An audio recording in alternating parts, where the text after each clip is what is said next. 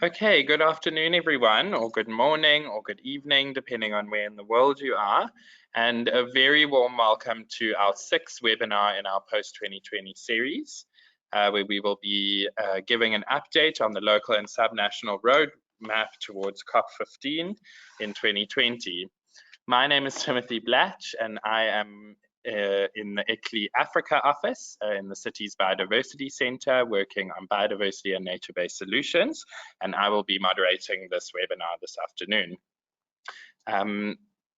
On today's agenda, we have a general update on the past few weeks, including a bit of feedback from the UN Climate Summit, and that will be given by Ingrid, the Senior Manager of Biodiversity and Nature-Based Solutions here at ICLEI's Cities Biodiversity Center, followed by a pre-recording of Oliver Hillel from the SCBD, providing an update from the point of view of the CBD and expressing a few ways in the coming months where local and subnational governments can be involved in the CBD processes.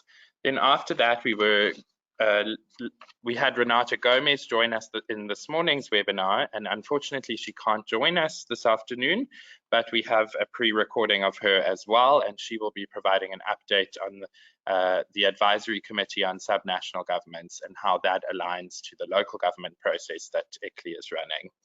And finally, we're very excited to have Vanessa with us today. And she is going to be bringing in a bit of the voice of the youth, and she, under the auspices of our Urban Natural Assets, or UNA project, is going to be sharing some feedback from an exciting event that we held in Malawi, which was a national local dialogue on the post-2020 Global Biodiversity Framework, the first in this series, with a few more to come. And finally, we will open the floor for some questions and discussion once all four presentations have been given, at which point there are two ways that you can ask questions, both in the panel on the right. The first is to raise your hand and we will give you the floor. The second is to type a question in the questions box. And I should probably just mention now that this webinar will be recorded, and the recording, as well as any resources that are mentioned during the call, will be made available to all those who have registered. So without further ado, I'd like to introduce Ingrid and over to you, Ingrid. Thanks for joining us. Thank you so much, Tim, and welcome to everybody who's joined us on this webinar. So I'm going to just focus on a few milestone events from the past few weeks. I'm not going to focus just specifically on biodiversity, because quite a lot of the really exciting things that have happened in the past few weeks has been in the climate space. And just to locate ourselves in terms of our webinar series program, we're nearing the end of the year. This is our sixth webinar already. And you can see there that it coincided with two other major events, the one being the UN Climate Action Summit, which has been taking place this week in New York. And the other one is a Ramsar meeting, which is taking place currently in Korea. And I will talk about both of those events shortly. So one of the first things I want to mention is the very exciting news that our ICLEI Secretary General, the Lord Mayor Ashok Sriran of Bonn, announced a couple of weeks ago on the 21st of August, when he announced that Mayor Valérie Plante from the City of Montreal is taking up the role of the ICLEI's Global Ambassador for Local Biodiversity. And in this capacity, Mayor Plante will shine the spotlight on the role of cities, specifically with regards to nature, as we move forward towards COP15 in Kunming, China next year, and show how cities and metropolitan areas and other types of local governments and subnationals can address the biodiversity extinction facing the world at the moment.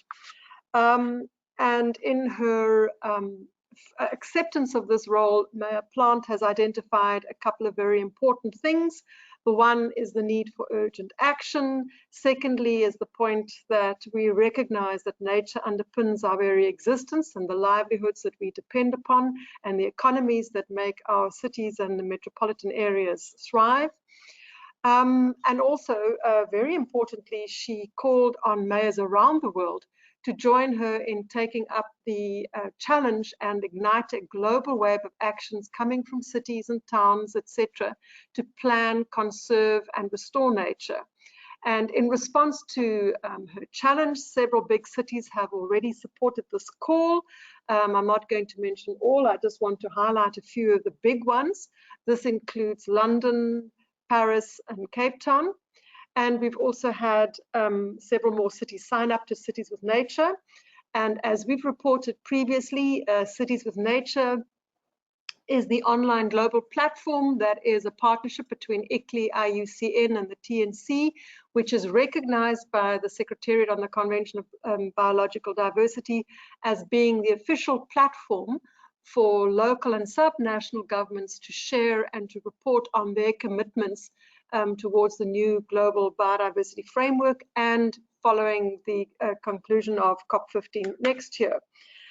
Mayor Plant has also made the point that local governments can lead the biodiversity movement, and she has, for example, given what she's done in her own city with the announcement of the largest urban protected area or urban park in Montreal.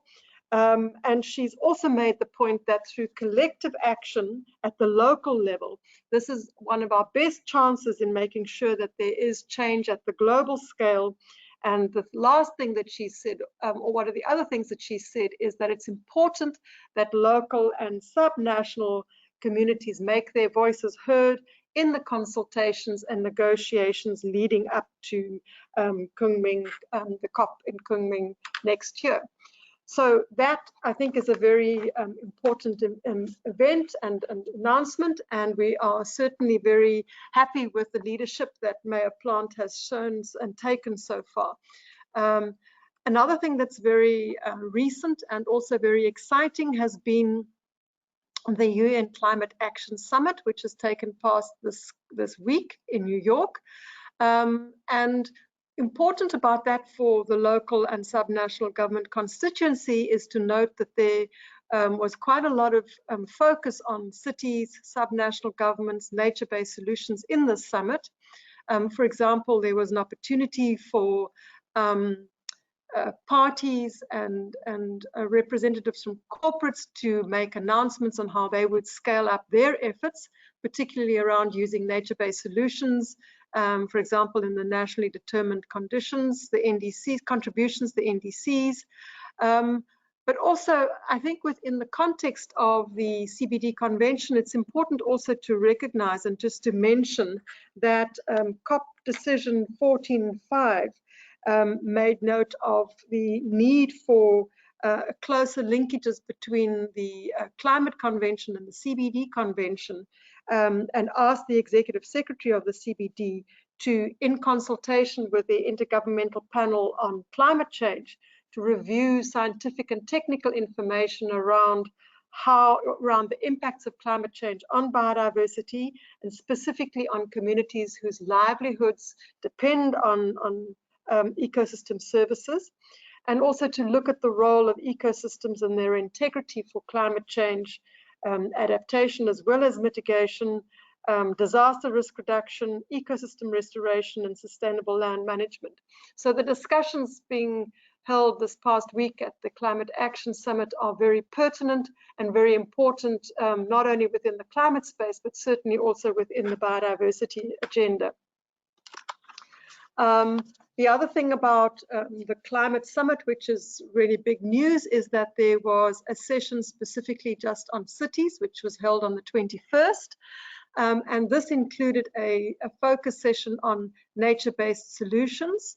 That was comprised of a moderated panel where representatives from national governments, local leaders, international experts, civil society representatives, etc., responded to specific questions and made representations. And ICLEI was very privileged to be able to secure a place for our Secretary General, Jennifer Begin, to make representations on behalf of our constituency. At that session, there were also the mayors of Tirana and Manaus who spoke, And there were a couple of other things coming out from that particular session. And just to give you a highlight of some of the messages that our ICLEI Secretary General emphasized, firstly was the point about how important it is to renew commitments on delivering against our sustainability goals. And he focused on the need to do this at a multilateral level, as well as through collaborative and holistic efforts. He also made the point that while we face the biggest challenges of our lifetime now, it certainly is also an opportunity to really create a nexus between climate, land, and nature, and that this needs to be done in the spirit of collaboration. Our Secretary General also spoke about Cities with Nature as the platform for cities and local governments to report to their commitments. And he made a very important announcement about a new initiative that has been launched by ICLEI and the city of Bonn, which is called Urban for Life. This is a 10-year initiative, and it's a very exciting one because it's focused on 3 main areas, and it shows this nexus idea that he spoke about. Firstly, it addresses the current climate emergency. At the same time, it also talks to advancing livelihoods in harmony with nature. And thirdly, around ensuring the convergence of all of the sustainability agendas through integrated and multi-level collaboration. So these are all very exciting initiatives, and we look forward to hearing more and seeing the implementation of Urban for Life initiative. I think then also what is important is that in her presentation, Mayor Plant also delivered a statement at the summit where she referred to the fact that cities are at the front lines of the climate crisis. And in her comments about knowing what to do and that cities are already taking action, she included one of these being the point of increasing green spaces in cities. And I think it's important that all of the cities globally recognize the great contribution and value they can bring to the table by addressing green urban spaces, bringing in green infrastructure, nature-based solutions, etc. Another important announcement that was made at the Climate Summit was the launch of the initiative called Trees in Cities Challenge, which was announced by the United Nations Economic Commission for Europe. And they called on mayors to make tree planting pledges. And the first mayors to take up this challenge have been from Albania, the mayor of Tirana, the mayor of Victoria in Canada, the mayor of Bonn in Germany, and the mayor of Helsingborg in Sweden. And we look forward to having a whole lot more cities join this challenge. Another event that took place a few days earlier in September was at the UNCCD convention COP number 14, which was held in New Delhi in India. And there was a local and regional government day at that COP, which gathered a very impressive array of local and regional leaders from around the world, including mayors and deputy mayors and governors and senior officials. And they obviously talked about the importance of land and natural assets in addressing issues around desertification. And out of the COP, the UNCCD COP, came a declaration which is known as the Derry Declaration. This contains a preamble that is particularly focused on local governments and land and nature. And I'm not going to read it, it is on the screen, but the important part of this declaration is just to note that in the preamble of the Derry Declaration, it encourages local governments to adopt integrated land use management approaches to enhance land governance in rehabilitating the natural resource base that makes our cities sustainable, to take into consideration the new urban agenda, amongst others by reducing the rates of land consumption and soil sealing, along with reducing biodiversity and ecosystem loss. So here is yet another convention that is addressing the issue not just of the contribution of cities, but recognizing the important value of biodiversity in achieving objectives of combating desertification. And the last event that I'd like to just talk about is one that is actually happening at the moment. A few years ago, under the Ramsar Convention, they introduced a program called Wetland Cities, and they're having their first meeting this week in Soncheon City in the Republic of Korea. And the meeting essentially comprises of a political level meeting, which gathered together the mayors of the 18 cities coming from 7 different countries across the world that have already been officially recognized as wetland cities under the convention. And the second part of the meeting is a more technical meeting, which comprises of representatives from those various governments and the Ramsar Secretariat and international network organizations such as ICLEI. And the idea of that technical meeting is to review the roles of the technical group as well as the Secretariat, to review the accreditation process and the evaluation process to date, and to come up with some practical considerations and recommendations on how to enhance accreditation and widen the net of having a network of wetland cities across the world. And with those few words, Tim, I will say thank you very much to everybody, and I look forward to the rest of the presentations in our webinar today. Great, thank you so much, Ingrid. It's always such a pleasure to have you with us. And I think without further ado, as I mentioned, Oliver from the SCBD was unable to join us in person, but we have a pre-recording of his on an update from the CBD. Without further ado, I will begin the recording. Good morning or good evening to all our participants. This is Oliver Hillel calling from the Secretariat of the Convention on Biological Diversity in Montreal. And I'm very glad to contribute to the 6th webinar that is being organized by ICLEI to discuss the opportunities for local and subnational governments in the process towards the post-2020 global biodiversity framework of the Convention on Biological Diversity. What I'd like to share with you today are a few updates on some processes in the CBD, and also kind of give some suggestions in terms of how local and subnational governments can contribute to this process, and also how they can benefit from the engagement in this process.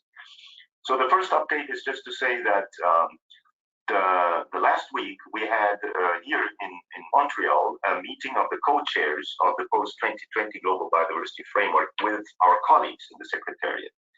And while the contribution of local and subnational governments, as you know, through the participation of ICLEI and Quebec and Regions 4 in the meeting of the open-ended working group in Nairobi, the first meeting at the end of August, that meeting really drove home the importance of local and subnational governments in the post-2020 framework. But the problem is that parties and the co-chairs are still struggling to come up with a format for what this framework would exactly look like. What are the apex targets? What is the vision?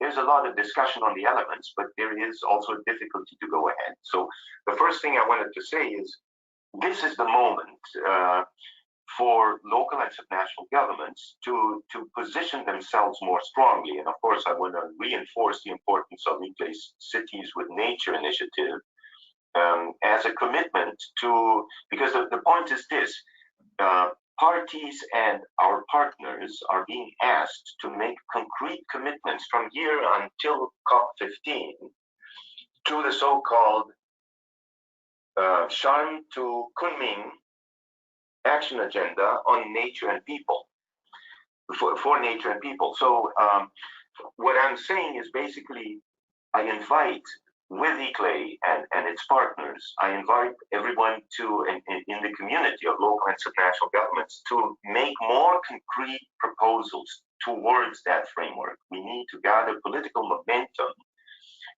We need to show cards. We need to tell parties, look, this is what we can do. But in order to do that for biodiversity, to help you reach the objectives of the convention, we need you to play these and these and these roles. And of course, in this webinar, there will be also some update on ICLEI's 10-point proposal, which contains already some of those rallying points.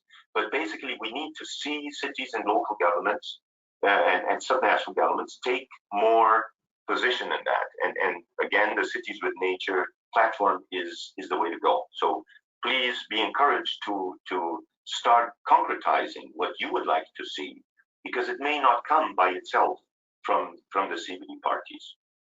And also in that sense, it's also important to note that as a recent progress, the government of China has chosen the theme for the 15th conference of the parties. So the Secretariat was in Beijing and Kunming, met with the government of China, particularly the Ministry of Environment and Ecology, and that the COP15 organizing committee has been set up. It's made up of about 80 Chinese organizations, and it coordinates with the Secretariat.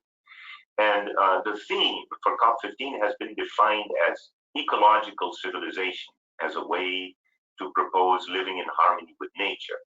Now, I want to recall that living in harmony with nature is the 2050 vision of the Convention on Biological Diversity. So I cannot underemphasize or overemphasize actually how important this theme is for local and subnational governments, because you see in COP13, the parties decided to look at mainstreaming and chose the sectors that most directly impact biodiversity.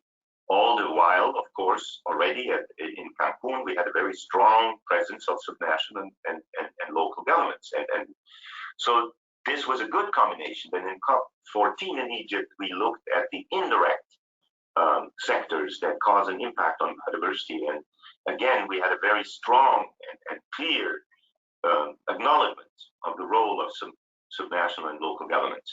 So now the theme of COP15, which is ecological civilization, I really encourage all of you to look at what that means without any prejudice or bias. What it basically means is integrating those sectors and all the vertical mainstreaming and horizontal mainstreaming in a whole of government approach towards a kind of a civilization that has nature as its core. So as a rallying theme, it's very important.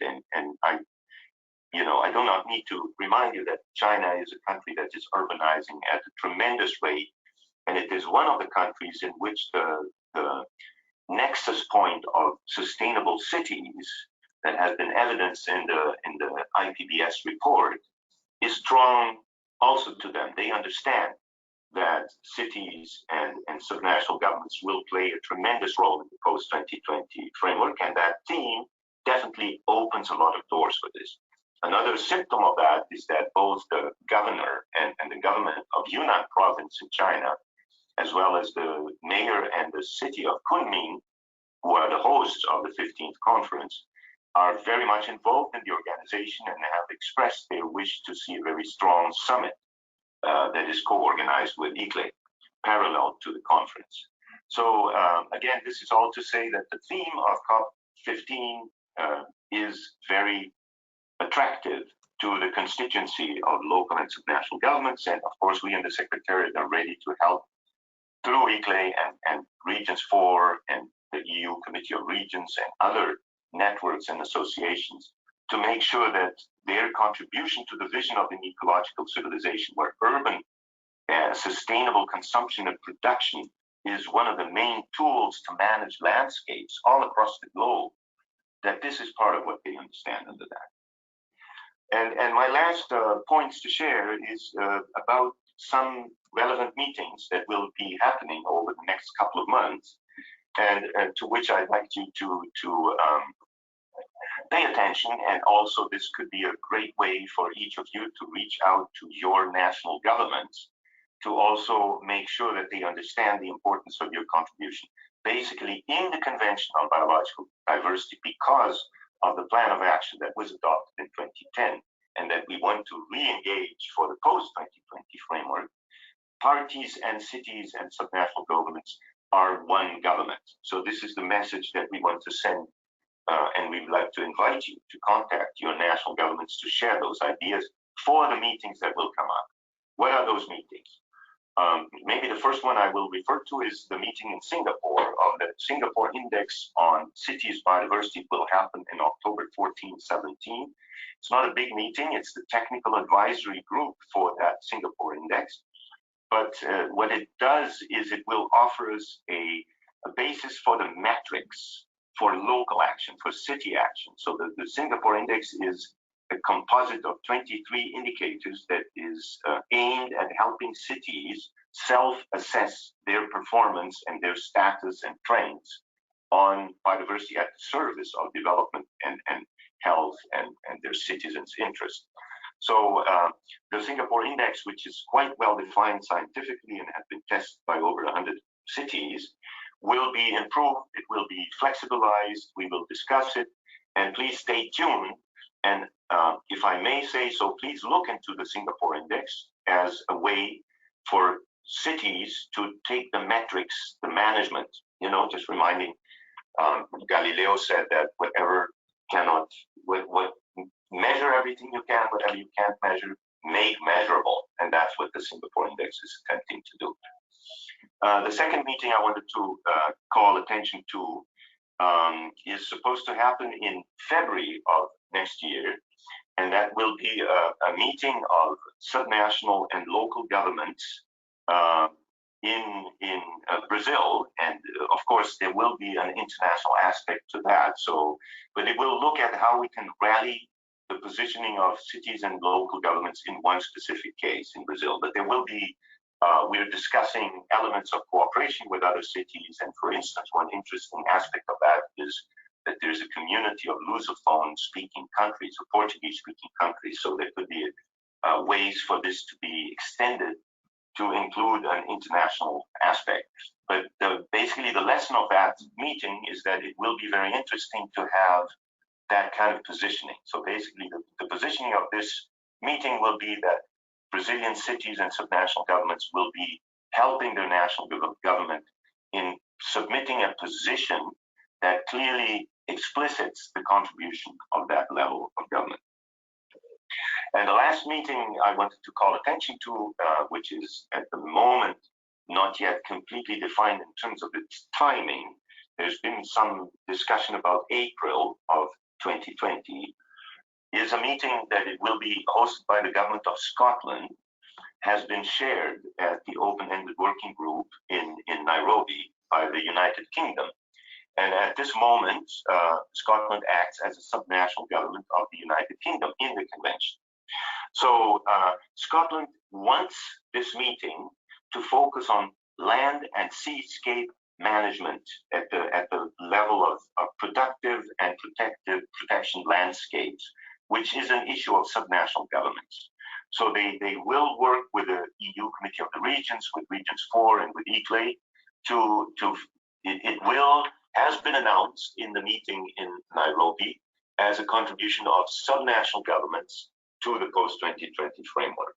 So those are the basic ideas I wanted to share with you, and I'm very sorry I could not be with you in person, but through ICLEI, I'm very open to responding to any of your questions, and my ICLEI colleagues can also give you and share with you my email if you'd like to have any complimentary comment to this discussion. So thank you very much for your attention. I look forward to hearing more, and I wish you a good rest of the seminar. Great, thank you to Oliver. It's always great to have his inputs and to see where the CBD processes are, and to get an idea of how the local and subnational constituency can be involved. So a huge thank you to Oliver for making the time to do a pre-recording. And we will certainly share Oliver's details as well as some references and resources that have been mentioned. And I think for the most part, we will direct you to the post-2020 engagement platform, and the link will be in the follow-up email where a lot of these resources sit. So next up, we have Renata Gomez, and she is the Policy Officer at Regions for Sustainable Development, which was previously NRG for SD. And Renata is a friend of ICLEI's and Regions 4, a partner. So Renata, she's not able to be with us in person, but we were able to record her presentation from this morning, which we will be playing now. So thank you, a huge thank you to her for participating. And she's going to be providing an update from the Advisory Committee on Subnational Governments. So thank you, Renata. Thank you very much, team, and welcome everyone to this conversation. Like Tim just said, I will be delivering some updates on the Advisory Committee as well as, and if you move to the next slide, I have a little, yes, as well as I will share the contributions that the Advisory Committee has made to the CBD process on the creation of the post-2020 Global Biodiversity Framework. And finally, I will share some of the spaces in which we are collaborating with other subnational networks and with our local partners. So I would like to start by recalling our conclusions from the first open-ended working group meeting. As Oliver Hillel very well said, there was a general expression of support for having the post-2020 framework be developed and implemented, of course, in a participative and inclusive manner, of course, including subnational and local authorities, which is very, very positive. As Oliver said, we are in the verge of a moment in which we have received the recognition of the on-the-ground action that we are doing. And it has to be better recognized, encouraged, and supported, of course, but the propositions and the proposals of how this collaboration should look like should come from us, from regional governments, from local governments and cities, and I believe that from the Advisory Committee's point of view, this is exactly what we're doing. So firstly, we proposed to renew, expand, or update the plan of action on subnational governments, cities, and other local authorities for biodiversity that was endorsed at COP10 many years ago, and that will see its ending in 2020. So this is rather an urgent matter for us as a constituency. We believe that, of course, like we have mentioned in the past, we have proposed to the CBD and the parties to the convention that the structure of the new biodiversity framework should include, of course, the role and contribution of subnational governments as key in the implementation of any biodiversity convention or goal or target. We also believe that as negotiations progress and the structure of the framework starts to take shape, I believe subnational leaders can expect to be better included. However, like I said at the beginning, we should start pushing our message forward. And what comes straight after this slide is also the way we have been pushing this message forward. So straight after the open-ended working group meeting, the Advisory Committee gathered to respond to CBD notification 2019/075, which was the one that invited stakeholders to send proposals on the structure of the global framework. So we did that, and we basically sent these four messages in this particular contribution that we did.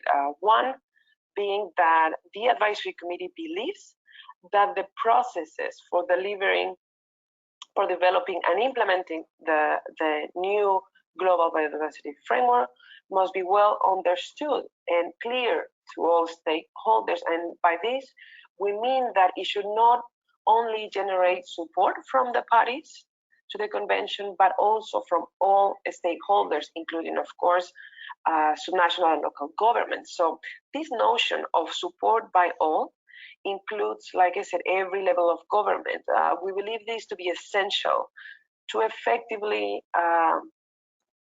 implementing this framework in the future. We not only need to be involved in the development, but we need to not just be consulted, but we need to actively be involved and actively support what's going to come in the post-2020 era. Secondly, we emphasize that the structure should also include the role and contribution of subnational governments, and especially what we do on the ground and in relation to the usefulness of subnational governments as the link between national and local governments. And this, of course, speaks to having a clear consideration of the importance of vertical mainstreaming and cooperation with subnational governments and every level of government.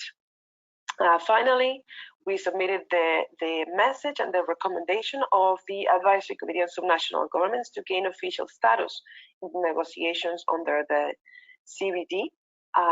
We believe that to be heard, we need to not only go through subnational governments and not only go through our national focal points, but gain some level of authority or status within these negotiations. We want to be further recognized, not just by being consulted, but perhaps by also being considered somehow in the votes and in the process that is to come and to be developed after the post-2020 global biodiversity framework. So this is the very general message we have been sharing.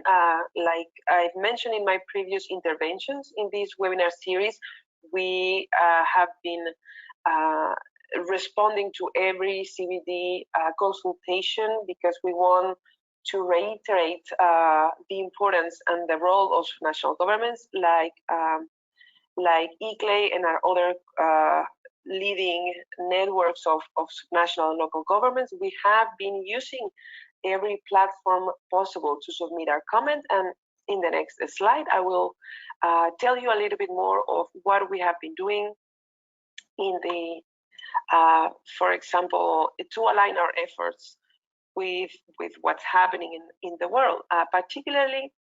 And before I go into the European Week of the Regions, I want to mention, since Ingrid also mentioned, that the UN High-Level Week and the Climate Action Summit that took place only a few days ago provided also a very important platform for regional governments to announce commitments and actions for a sustainable future.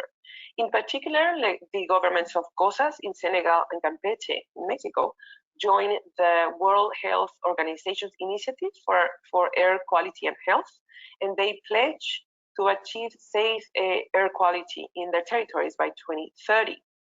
Additionally, the region of Catalonia is also among the 10 regions that supported the Climate Ambition Alliance to upscale action by 2020 and achieve net zero CO2 emissions by 2050. Also, and this is to finalize our comments on the Climate Action Summit, Mr. Benoit Charette, the Minister of Environment of Quebec, announced Quebec's contribution of $3 million Canadian dollars to the UNFCCC Adaptation Fund to boost climate action on the ground. So these are very important commitments that are coming from national governments that are very strongly related, of course, to climate adaptation, but also to sustainable development and, of course, to biodiversity in the long run. And now I would like to comment that together with the European Commission of Regions, we have been we are taking a big role on the European Week of the Regions and Cities that is taking place in Brussels from the 7th till the 10th of October. Particularly, we are on the field of biodiversity. We are chairing a session that is titled "The Future of Biodiversity in the Hands of European cities and regions, in which actually Oliver Hiller is also taking part. This is going to be very interesting and also key for us as regions. It's again a platform in which we can showcase and discuss the regions and cities' contribution to the formulation and implementation of the post-2020 global biodiversity framework. We see that the potential for biodiversity action is not yet fully utilized at present, although it's of course increasingly being recognized. So we believe that this ongoing preparatory process should represent a major opportunity for local and regional authorities to help shape the future of biodiversity targets, and of course contribute to its delivery on the ground once it's adopted. Also, this platform works as a platform to have our efforts formally recognized by, in this case, the European Union, but also the CBD, since Oliver Hiller is also going to be taking part. Additionally, at the European Week, we are also participating and co-organizing a session titled European Regions in the 2030 Agenda Towards a Community of Practice. In this case, this is a workshop that will showcase good practices and common challenges of EU regions that are also members of Regions 4. And this will serve to set a framework for collaboration of these regions, of these subnational governments and other stakeholders to create a community of practice of European regions, like I said, also members of Regions 4, who want to enhance coordination towards political strategies and programs, of course, in relation to sustainable development, but as well as biodiversity and other climate actions on the ground. Additionally to the European Week, we are hoping to be hosts of a side event at Substas 23, together, of course, with ICLEI, with our partners of the Group of Leading International Governments to the Aichi targets, goals, the Committee of Regions, as well as other partners. So we hope to once this is announced and closed, we are going to be publicizing this event, and we hope to see you there. We are hoping to build and strengthen our collaboration with the parties to the convention, and of course to continue to build momentum for subnational governments and cities towards COP15, of course. And finally, we are building together with ICLEI and other partners a very strong unified message that is coming from our constituencies, and that ICLEI prepared the first big draft, is the 10-point framework document, and that we are building upon and creating together as a way of showing like I said, a unified message coming from all our constituencies. And just to close, I would like to thank you all for your interest. I will encourage every one of you to keep these events and these opportunities in your calendars. Of course, send us a message or send us your comments in the next slide. The final slide, you can see my email. Please, like I have been saying in the previous editions, we are open to hear from subnational leading regions. If you want to take part, just follow us on our Twitter and visit our website. We will be eager and happy to share more information with you. Thank you, team and Ingrid, for the opportunity of being here, and back to you. So thank you so much to Renata. It's great to have been able to include her in this afternoon's webinar. And now we turn to a very exciting participant. Vanessa works here at ICLEI Africa in the Climate Change, Energy and Resilience workstream. And she is part of the team working on a project called Urban Natural Assets, or UNA. And under the auspices of that project, Vanessa accompanied the project team to Malawi recently, where the first of what we're hoping will be a series of national local dialogues were held. So Vanessa is going to share with us some feedback from there, and we're very excited to have her and the voice of the youth represented in our webinar series. So Vanessa, welcome. It's great to have you, and over to you. Thank you very much, Tim. As Tim mentioned when he introduced me, the UNA team engaged in a national and local dialogue last week in Malawi. And this dialogue was assembled by the Environmental Affairs Department as well as the Lilongwe City Council with the aim to actively engage and contribute to the process of developing a strong post-2020 global biodiversity framework.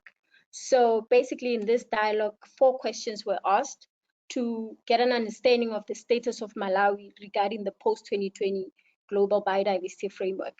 And so I will take you through these outcomes of the dialogue based on the 4 questions. The first question asked was, where is Malawi now? And some of the comments received from those who were in the room were that there is a lot of intent, but no real action. It was indicated that it's only a small group that is pushing forward this agenda, but that lacks real actions. This small group basically does not have any sort of support. They also mentioned that the budget that is available for biodiversity-related work is very little, and it is not ring-fenced. And this is the case of government spheres, local and national government. So what they meant by this is the budget that is initially set for biodiversity work is often taken and used for other issues in the country.